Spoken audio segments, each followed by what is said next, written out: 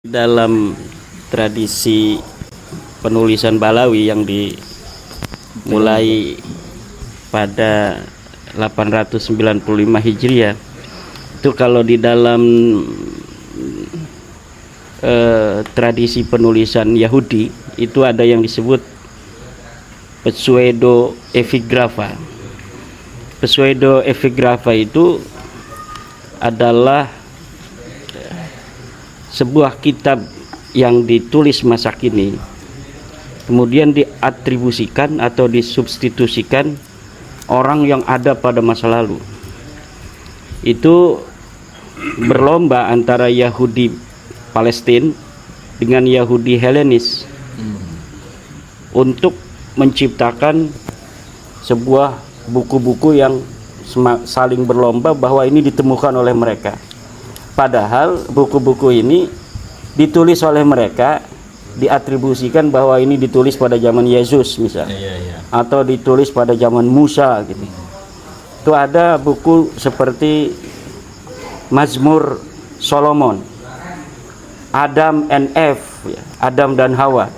Itu buku-buku yang masuk dalam kategori pseudepigrapha, yaitu buku-buku yang disubstitusikan, ditulis seakan-akan pada zaman Yesus atau pada zaman sebelum Yesus, anak-anak muridnya Musa.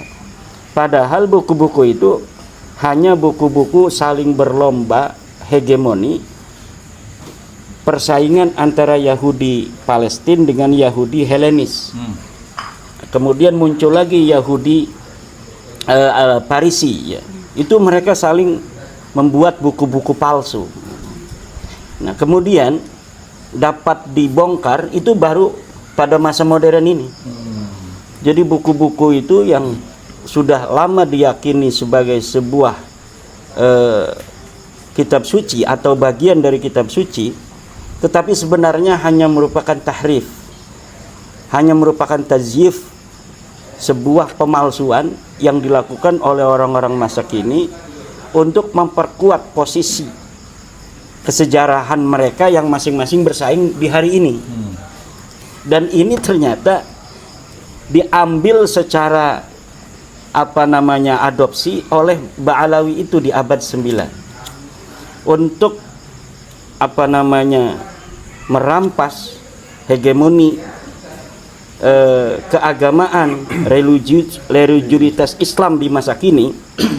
Mereka membuat sejarah-sejarah untuk menjadikan posisi keturunannya dari orang yang diciptakan di masa lalu itu agar melebihi orang-orang yang ada di masanya. Di Tarim itu, sebelum Balawi muncul itu muncul ulama-ulama besar dari suku-suku yang ada di Hadramaut. Sebelum ada Balawi, muncul ulama-ulama besar sebelum abad 5. Sebelum abad kedatangan mereka itu, pengakuannya itu abad 9. Kedatangannya itu menurut saya itu sekitar abad ke-7 atau ke-8 Hijriah. Hanya dari situ saja. Kemudian ulama-ulama yang ada di rentang waktu abad ke-5 Hijriah, ke-4 sampai ke-9, itu masih muncul banyak sekali ulama-ulama dari Bafadal, dari Bahurmuz, dari Al-Yafi'i, dari Az-Zabidi, dari Al-Qatiri, dan banyak suku-suku yang ada di Yaman. Tapi kemudian ketika hegemoni religiusitas ini diciptakan oleh Balawi pada abad 9, semuanya runtuh. Ilmu pengetahuan yang dulunya bukan hanya berbasis pengetahuan sufistik, tetapi merambah kepada ilmu nahwu, fikih, usul fikih, falsafi, ilmu kalam, kedokteran. Itu kemudian di abad 9 orang-orang Yaman itu jadi orang-orang bodoh. Mulai abad 9 hanya bicara tentang tasawuf. Dan tasawufnya pun kemudian mengkerucut semakin jauh dari abad 9 hanya kepada menjadi anak buah Balawi. Jadi Balawi yang bukan siapa-siapa di masa lalu, dengan menciptakan di abad 9 tokoh-tokoh masa lalu yang fiktif, kemudian keturunannya keturunan dalam tanda kutip, bukan keturunan sebenarnya. Orang-orang yang menciptakan tokoh di masa lalu itu, Paki Muqaddam misalnya, kemudian mengurut bahwa saya keturunan Paki Muqaddam yang diciptakan, bahwa tokohnya itu adalah orang besar, wali agung, padahal nggak ada orangnya. Kemudian dengan itu mereka merebut otoritas keagamaan yang ada di Hadramaut, yang ada di Yaman, yang tidak bisa dikuasai itu Son'a, sampai sekarang tidak bisa dikuasai. Kenapa tidak bisa dikuasai? Karena di situ ada keturunan Nabi yang secara ilmu nasab dan ilmu sejarah lebih otoritatif dan lebih otentik daripada kaum Ba'alawi ini. Jadi mereka menciptakan kesejarahan yang begitu luar biasa tentang leluhur mereka yang fiktif itu, kemudian bisa membodohi orang-orang Yaman yang dikenal orang-orang cerdas di masa lalu, orang-orang Hadramaut yang telah melahirkan ulama-ulama besar, baik dari Mu'tazilah, dari Ibadiyah, Khawarij, dari Ahli Sunnah wal Jamaah. Itu di Hadramaut itu dulunya bukan madhab mayoritas Ahli Sunnah, tapi di situ ada Ibadiyah atau Abadiyah, ada orang-orang yang semi Khawarij tetapi cerdas, mampu menciptakan kitab-kitab yang luar biasa yang sampai hari ini masih bisa untuk diberikan ditarik manfaat untuk dikaji, walaupun sudah berbeda madhab. Mu'tazilah pun sangat luar biasa itu di Hadramaut, tetapi kemudian semuanya hilang hanya oleh sebuah pengakuan fiktif, bahwa misalnya Abu Bakar As-Sakran itu menulis dalam kitab Al-Burqahnya bahwa ada seorang ulama besar di Hadramaut, bukan dari Balawi disebutkan, siapa namanya saya lupa, bermimpi bertemu Rasulullah. Kemudian Rasulullah menitipkan kepada orang-orang Hadramaut agar jangan sembarangan dengan kaum Ba'alawi. Siapa yang mencintainya dia mencintaiku, siapa yang membencinya dia membenci aku. Dari situ lama-kelamaan, walaupun tidak dipercaya ketika mereka menyebutkan pertama kali itu dalam kitab-kitabnya, pada masanya nggak ada yang percaya. Tapi dengan berjalannya waktu, kitab ini kan masih terus ada. Ini meninggal semua satu generasi, ganti generasi yang lebih lemah, yang sudah dikuasai berbagai macam kejiwaannya, psikologinya. Kemudian di masa berikutnya di abad 10, abad 11 sampai hari ini, itu masyayikh yang ada di Hadramaut merasa dirinya lebih rendah dari Balawi, walaupun sebenarnya mereka lah ulama-ulama besar, keturunan ulama-ulama besar masa lalu. Dan itu bisa dibuktikan dalam kitab As-Suluk fi Tabaqatil Ulama wal Muluk. Itu Al-Janadi wafat 732 itu memberikan kabar kepada kita bahwa di Tarim itu ada ulama-ulama besar yang dibunuh oleh penguasa masa itu. Apakah ada nama Balawi situ? Tidak ada. Jadi ulama-ulama itu pada abad ke-5 ke-6 itu banyak yang bertentangan dengan para penguasa karena ingin mempertahankan dan membela rakyat, kemudian sampai dieksekusi oleh para penguasa. Penguasanya itu bukan dari Hadramaut, dari luar. Apakah ada nama-nama Balawi itu dari nama ulama-ulama yang disebutkan Al-Janadi? Tidak ada. Itu sebuah bukti bahwa Balawi belum ada di abad ke-5. Begitu pula di abad ke-6, begitu pula di abad ke-7, begitu pula di abad ke-8. Beritanya tidak ada. Tetapi dari begitu banyaknya sudah Ba'alawi yang ada di abad 9 Hijriah itu membuktikan mereka itu berangsur-angsur datang pada abad 8. Pada abad 8 mereka datang dari sekitar Hadramaut itu. Jadi mereka mungkin dulunya ada di tetangga Hadramaut. Kemudian karena melihat orang Hadramaut kok ketika ada orang ngaku cucu Nabi menghormati, pindah mereka ke situ. Nah, itulah yang saya dapatkan. Semakin hari mengkaji nasab Balawi ini semakin terbuka lebar bahwa memang mereka bukan siapa-siapa di Yaman. Mereka mampu menjadikan diri mereka itu sekarang mempunyai otoritas, terutama di sebagian tarif, itu hanya bermodal menciptakan kesejarahan palsu yang disubstitusikan orang di masa lalu. Siapa orang yang bisa mengatakan bahwa apa yang namanya Faqih Muqaddam Ba'alawi pernah ada di alam dunia? Nggak bakal ada. Dia katanya 653 Hijriah wafat. Siapa yang mampu membawa kitab yang banyak itu di Yaman, yang ditulis oleh ulama-ulama Yaman, yang katanya Faqih Muqaddam ada di tahun itu 653 Hijriah, di mana ulama-ulama Musallam al-Haji, kemudian Tabaqat Fuqaha'il Yaman di situ diciptakan. Siapa yang berani atau yang mampu untuk membawakan satu berita tentang Faqih Muqaddam ada di tarif? Tidak ada. Kenapa? Karena memang dia nggak pernah ada di situ. Nggak pernah ada itu di tarif orang bernama Faqih Muqaddam Muhammad bin Ali bin Sohib Mirbat, itu tidak ada. Lalu kenapa dia beritakan pada abad berikutnya sebagai ulama besar? Sebenarnya di abad pertama kali Ba'alawi mengaku sebagai turun Nabi, Faqih Muqaddam itu tidak terlalu dibesar-besarkan.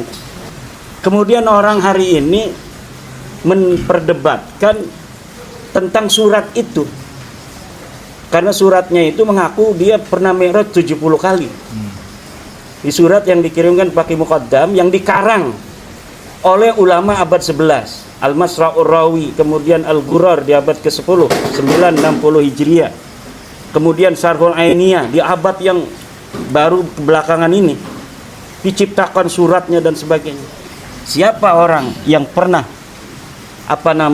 bisa membawakan bahwa Sa'duddin Ad-Dhifari pernah mempunyai murid namanya Faqih Muqaddam? Tidak ada. Siapa dari seberang sana? Seberang sana kan ada Sa'duddin Ad-Dhifari dengan kesejarahannya yang sudah begitu matang, yang pernah mengkonfirmasi Sa'duddin Ad-Dhifari pernah menerima surat dari Faqih Muqaddam. Tidak ada. Karena Faqih Muqaddam tidak pernah ada dan dia tidak pernah ngirim surat kepada Sa'duddin Ad-Dhifari. Jadi perdebatan sekarang ini terjebak ke dalam perdebatan yang sebenarnya tidak ada. La yutalabu linnafi ad-dalil. Tidak bisa dituntut orang yang menafikan itu dalilnya, tapi klaim dari orang yang mengaku itu ada yang harus membuktikan mana dalilnya. Dr. Sugeng Sugiharto pernah mengatakan, semakin besar sebuah klaim, maka tanggung jawab untuk membawa buktinya juga lebih besar. Nah sekarang mereka bawa bukti apa bahwa Faqih Muqaddam pernah ada di alam dunia? Tidak ada. Semuanya berita orang yang ada di 653 Hijriah itu hanya bermodal kitab yang ada di 895 Hijriah. Ada orang lagi namanya Muhammad Sohib Mirbat, dari leluhur mereka, kakeknya Faqih Muqaddam, kakatanya ulama besar yang membawa madhab Syafi'i ke Yaman.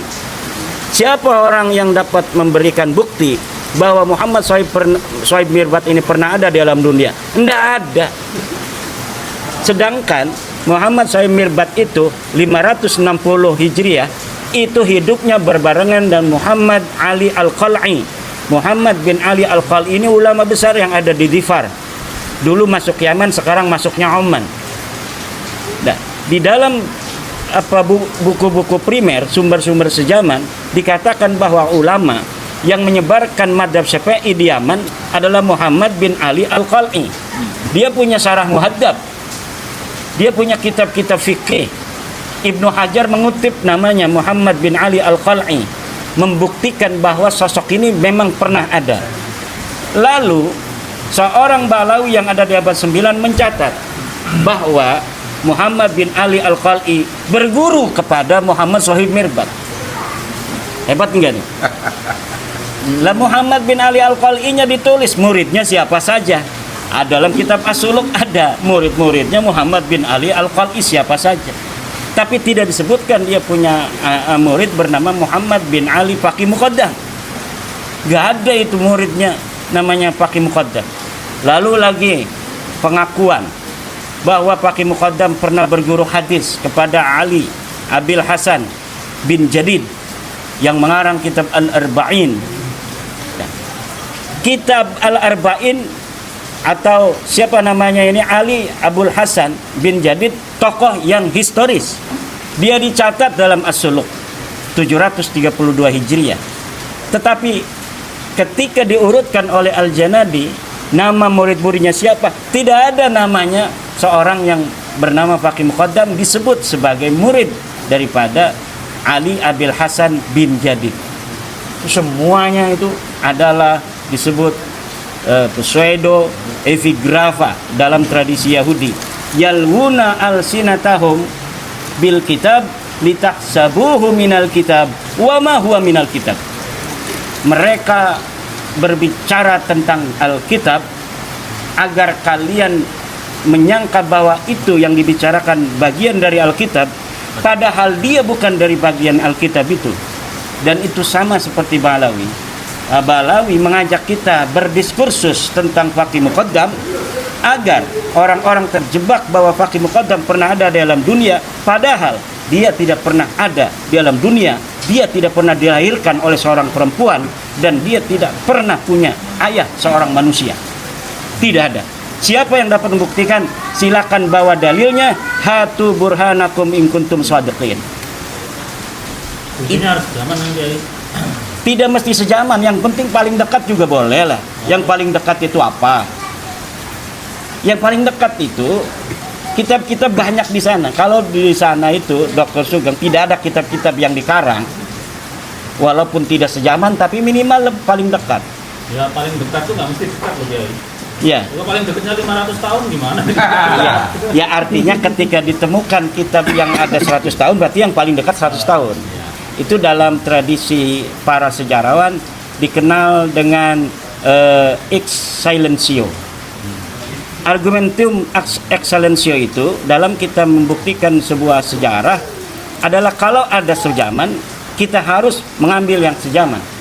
Kalau tidak ada yang sejaman, 100 tahun kemudian, maka yang 100 tahun kemudian ini yang harus dijadikan sebuah patokan dalam penulisan sejarah. Tapi ketika ditemukan kitab yang lebih dekat, misalnya setelah kitab yang 100 tahun ini mengatakan Faqih Muqaddam itu anaknya Ali, tapi kemudian ditemukan lagi kitab yang lebih dekat 50 tahun, maka kitab yang 100 tahun ini dianggap tidak lagi berlaku. Kenapa? Karena dia sudah jadi sekunder. Ini yang jadi primer, walaupun primer majazi. Karena primer hakiki itu hanya ada dalam kitab yang ditulis oleh saya. Misalnya Imaduddin Utsman pernah hidup di tahun 2024. Dia pernah menulis kitab. 500 tahun lagi kitabnya disembunyikan oleh Yai Mas Fuad di atas genteng, ditemukan oleh orang masa lalu, masa depan itu. Wah, ini adalah sumber primer, sumber sejaman untuk Imaduddin Utsman. Tetapi misalnya karena suatu hal tidak ditemukan kitab tulisan saya, 100 tahun lagi ada orang yang mencatat saya, Imaduddin Utsman, Gus Fuad, Gus Rifki, Dr. Sugeng, Gus Hasan, Kiai Waluyo, Kiai Nadir adalah tokoh-tokoh perungkat Balawi di tahun 2024. Kitabnya, bukunya dikarang pada 2300 misal. Maka yang terdekat itulah yang dijadikan pedoman sampai ditemukan yang lebih dekat. Itu dalam tradisi sejarah itu dalam penulisan disebut argumentium ex silentio. Jadi ketika ada keheningan, tidak ditemukan sebuah data, maka data yang paling dianggap paling dekat itu yang dihusnudzoni, ini masih husnudzon sebagai sebuah sejarah. Tetapi ketika sudah datang bukti yang lebih dekat, maka apabila ini berurut, tidak bertentangan, kedua-duanya saling menguatkan. Tapi apabila bertentangan, fal aqrabu huwal qaul, maka yang lebih dekat itulah yang dijadikan pegangan. Husnudzon, dzon itu tidak bisa dijadikan pegangan setelah bukti itu ada. Apalagi bukti.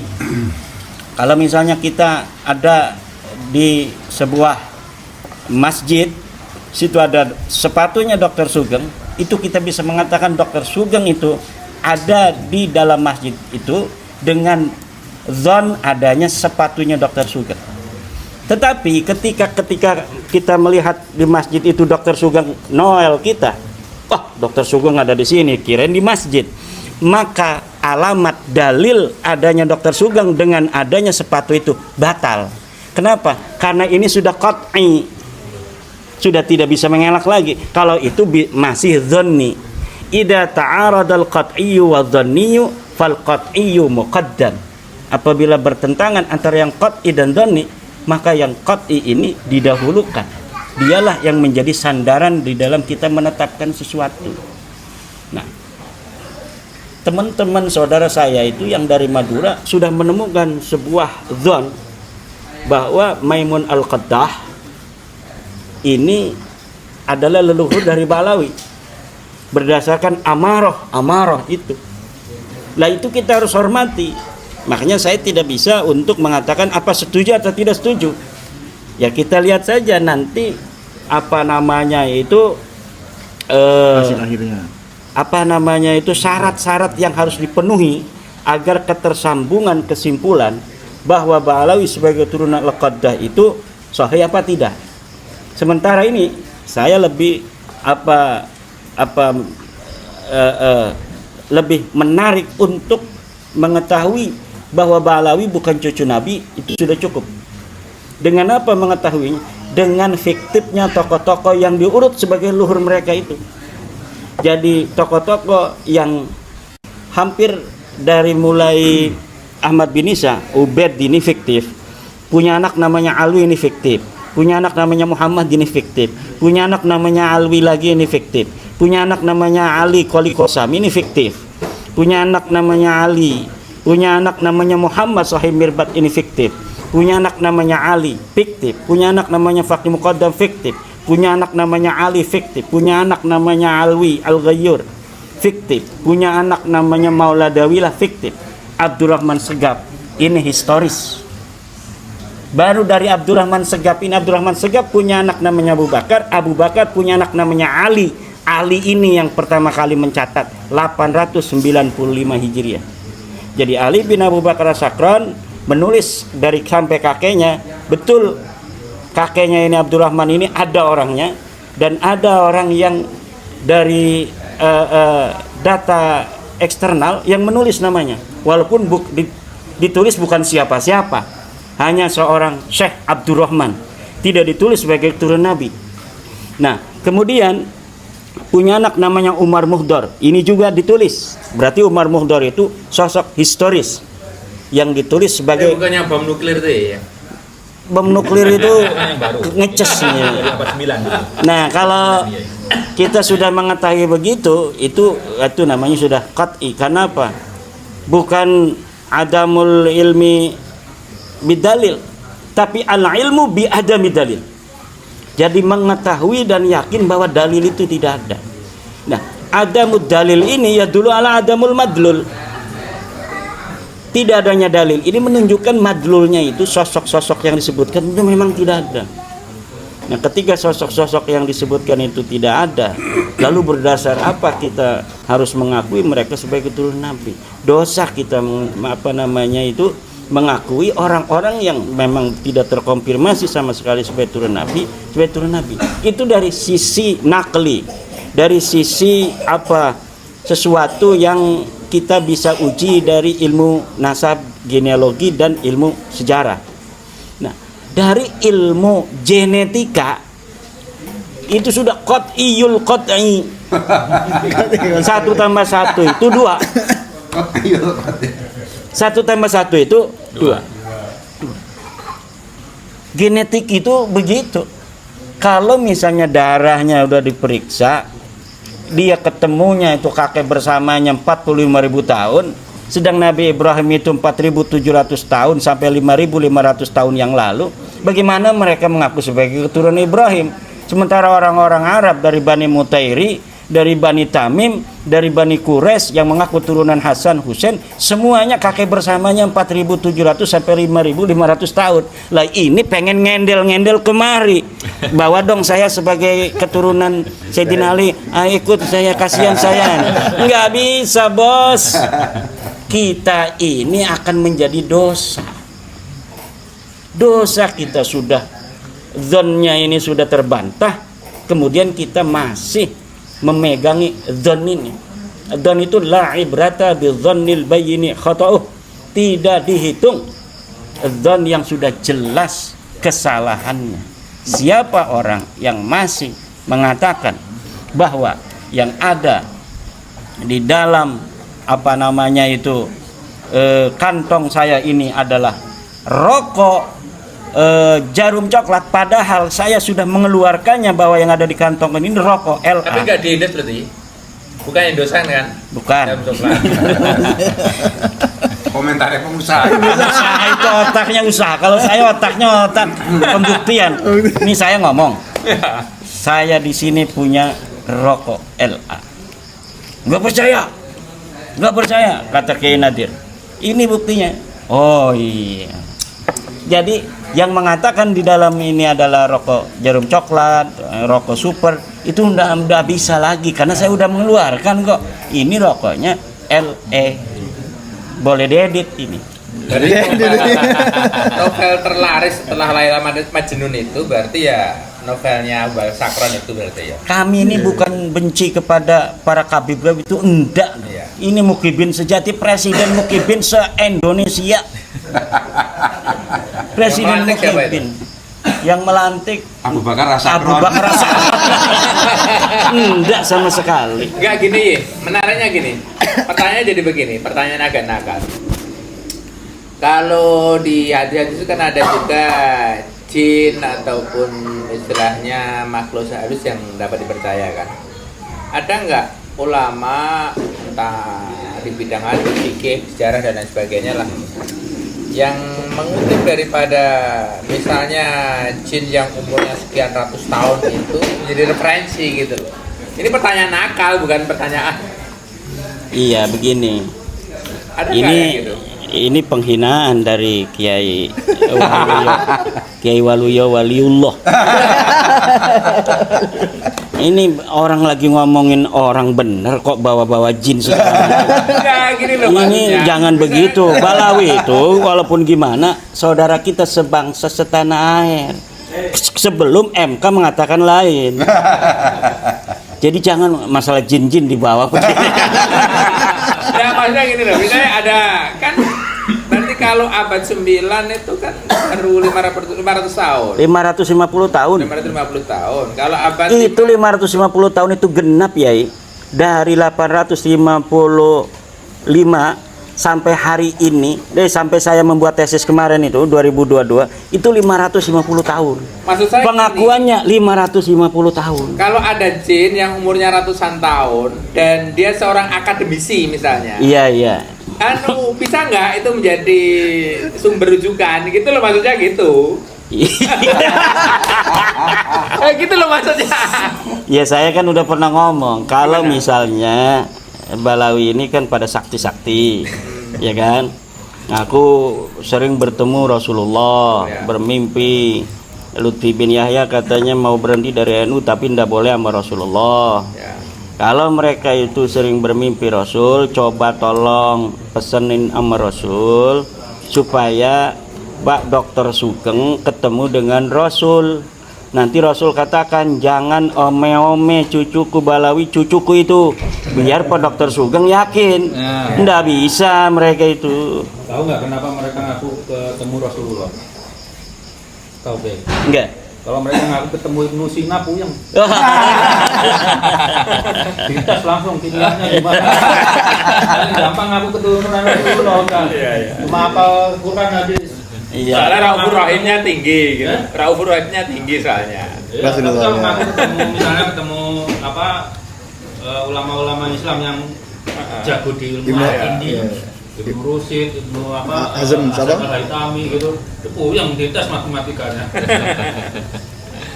Ya, itu jadi begitu. Terus teman-teman kayak Kiai Alawi Al-Bantani menguji dari Rijalul Hadis berdasarkan kitab-kitab Al-Jarh wa Ta'dil, kitab Ruwatul Hadis. Kan mereka ini mengklaim leluhurnya banyak ahli hadis. Katanya Ubaidillah ini ahli hadis. Katanya Alwi ini banyak meriwayatkan hadis. Apa sekian itu? Kemudian hafal sekian ribu hadis. Ya kalau yang udah meninggal kan gampang dibikin sejarahnya, nggak bisa dites. Ini yang sudah ditulis-tulis sekarang ini, kayak di Malang itu kan hafal sekian ribu hadis dan sebagainya. Nah itu gimana cara memverifikasinya orang udah meninggal? Yang masih hidup saja siapa yang katanya hafal 100.000 hadis? Imam Bukhari itu hanya ada 4.000 hadis yang tanpa diulang, 7.000 hadis dengan diulang-ulang.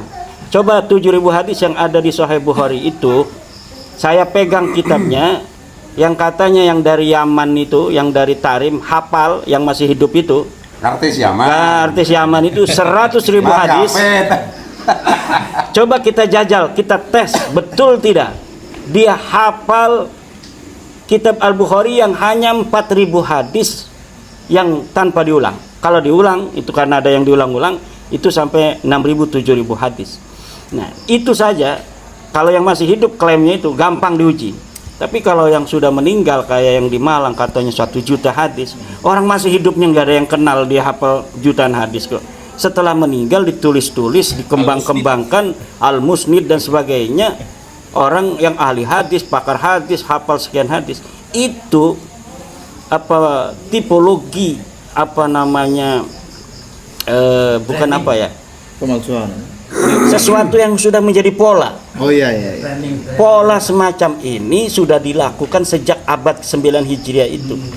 Jadi leluhur-leluhur yang tidak berprestasi pada masa lalu ditulis prestasinya hanya dengan apa namanya sekehendak penulisnya saja, tanpa bisa terbukti, tanpa bisa diverifikasi.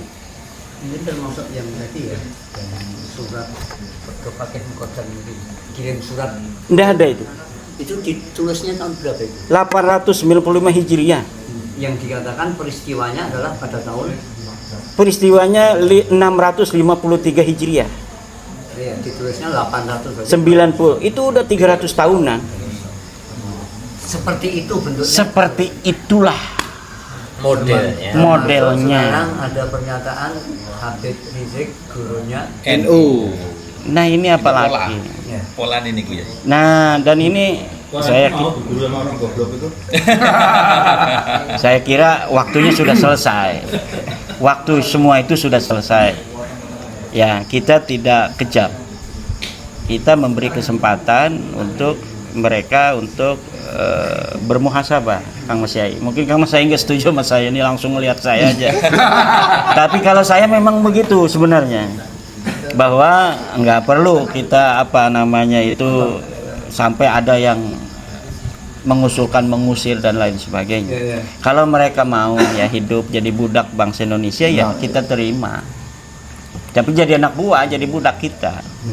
Oh jangan jadi bos dong, namanya orang miskin kok di sananya nggak punya apa-apa daripada balik sana nggak makan kan, ya kan? Lebih baik di sini tuh ngelihat itu aja ada pisang, ngelihat di depan ada jambu, ngelihat di belakang banyak sekali. Di sana ngeliat makan makanan. Patris juga senyum-senyum aja, banyak ayam di sini kan. Nah, udah yang bagus adabnya, sopan santun. Setiap ada orang Jawa pegang kakinya, cium tangan bolak-balik tuh sama orang Jawa-Jawa tuh di pasar-pasar yang tukang-tukang sampah dicium tangan. Insya Allah barokah.